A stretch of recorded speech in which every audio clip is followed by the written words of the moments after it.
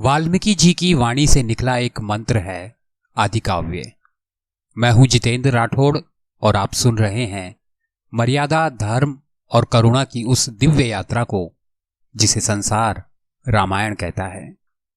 कभी कभी जीवन की राह ऐसे मोड़ लेती है जहां एक डाकू संत बन जाता है और उसका तप पूरी मानवता को एक महाकाव्य का वरदान दे जाता है।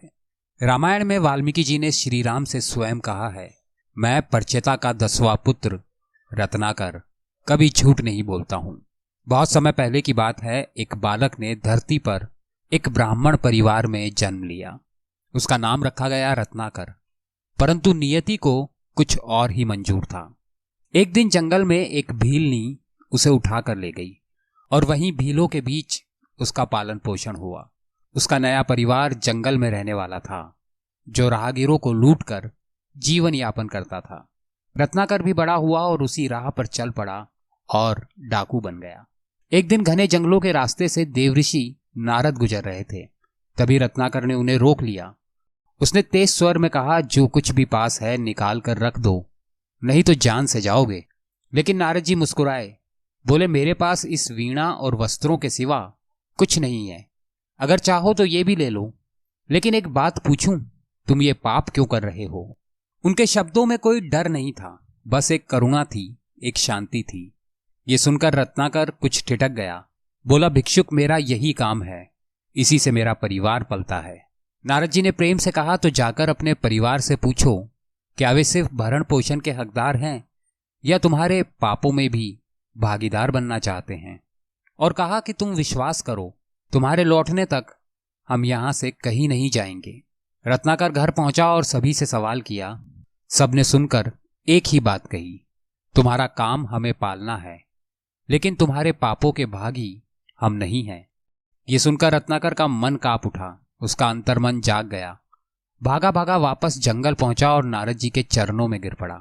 कहा, भगवान, मुझे मार्ग दिखाइए, मैं अपने पापों से मुक्त होना चाहता हूं। नारद जी ने स्नेहपूर्वक कहा, राम नाम का जप करो। लेकिन रत्नाकर जिस जीवन से आया था उसके लिए राम राम बोलना कठिन था। तब नारद जी ने उपाय बताया कि तुम मरा मरा कहो, बार बार कहोगे तो वही राम राम हो जाएगा। फिर रत्नाकर बैठ गया ध्यान में। उसका मन ऐसा डूबा राम नाम में कि उसे कुछ पता ही नहीं चला। न समय का भान रहा न शरीर का। कई वर्ष बीत गए और वहीं ध्यान मग्न अवस्था में उसके चारों ओर दीमकों ने अपना घर बना लिया, जिसे बाम्बी कहते हैं। उनकी तपस्या से खुश होकर स्वयं ब्रह्मा जी वहां प्रकट हुए। उन्होंने देखा एक तपस्वी बाम्बी से ढका हुआ है, परंतु भीतर से पवित्र है। ब्रह्मा जी ने रत्नाकर को वाल्मीकि नाम दिया और ब्रह्मा जी ने इन्हें रामायण रचने की प्रेरणा दी। लेकिन रत्नाकर को यह नहीं पता था कि वह किस तरह से रामायण की रचना करेंगे। अब वाल्मीकि जी सोच में पड़ गए कि रामायण तो रचनी है, लेकिन शुरुआत कहां से करूं। एक दिन सुबह नदी किनारे टहलते हुए उन्होंने एक सुंदर दृश्य देखा। 2 पक्षी प्रेम में लिप्त होकर चहचहा रहे थे। तभी एक शिकारी आया और नर पक्षी को मार गिराया। ये क्षण इतना पीड़ादायक था कि वाल्मीकि जी के हृदय में शोक डूबा और एक श्राप फूट पड़ा। हे शिकारी, तू कभी सुखी नहीं होगा। जिसने प्रेम में रमे इस पक्षी को मार डाला। श्राप देने के बाद महर्षि सोच में पड़ गए कि उनके मुंह से यह क्या निकल गया। उस समय नारद मुनि प्रकट हुए और उनसे कहा, यही आपका पहला श्लोक है जिससे आप रामायण की रचना करेंगे। और फिर वाल्मीकि जी ने देव कृपा से रामायण की रचना की। जब ग्रंथ पूरा हुआ तो उनके मन में एक विचार आया, सबसे पहले ये रचना मैं महादेव को समर्पित करूंगा।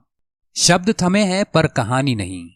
आदिकाव्य की ये कड़ी यहीं तक, पर श्री राम की मर्यादा, माता सीता की करुणा आपके हृदय में गूंजती रहे।